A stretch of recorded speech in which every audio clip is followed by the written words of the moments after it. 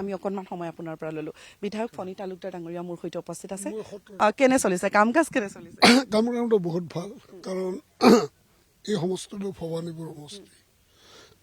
UDFৰ দুৰ্গ আছিল 3বাৰ ময়ো UDFৰ বিধায়ক হিচাপে জয়লাভ কৰিলোঁ 3বাৰ আমাৰ হিন্দু সনাতন মানুহখিনি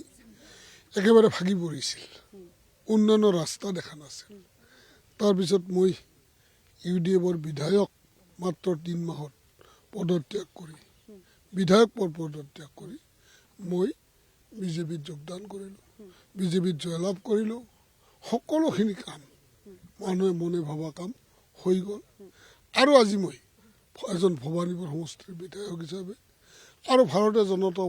পাৰ্টিৰ এজন সক্ৰিয় কাৰ্যকৰ্তা হিচাপে কাম কৰি আছোঁ এতিয়া আপোনালোকে ক'ব নিৰ্বাচনত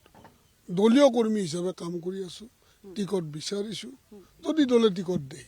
নিৰ্বাচন খেলিম ভৱানীপুৰ সমষ্টিৰ কাৰণে আপুনি কাম কৰিছে কিন্তু যোৱা এটা বছৰ ধৰি আপুনি মানস সমষ্টিত আপুনি নিজৰ কাম কাজ অব্যাহত ৰাখিছে পৰৱৰ্তী আপোনাৰ যদি আমি দলে আপুনি কৈছে যে দলে যদি টিকট দিয়ে ৰাইজৰ কাৰণে কাম কৰিব উন্নয়নৰ কাৰণে কাম কৰিব আপুনি এটা কথা বাৰে বাৰে আমাৰ NKTVটো কৈছিল যে মই নিৰ্বাচন খেলিমেই কি হ'ব ঠিকনা যদি সেই আসনখন মানস আসনখন যদি BPFক এৰি দিয়া হয় তেতিয়াহ'লে আপুনি পৰৱৰ্তী কোন সমষ্টিৰ পৰা আপুনি নিৰ্বাচন খেলাৰ পৰিকল্পনা কি আছে সেই পৰিকল্পনাটো মোৰ 16 তাৰিখলৈকে 16 তাৰিখ ৰাতি 1 বজালৈকে পৰিকল্পনাখিনি মই কৰি আছোঁ পৰিকল্পনাখিনি মই ব্যক্ত নকৰোঁ 17 তাৰিখে মই আপোনালোকক মাতিম আৰু মোৰ পৰিকল্পনাৰ বিষয়ে বিতংভাৱে আপোনালোকক জনাম ধন্যবাদ থাকিল দাদা ইমান ব্যস্ততাৰ মাজত আমাক এইখিনি সময় দিলে ধন্যবাদ থাকিল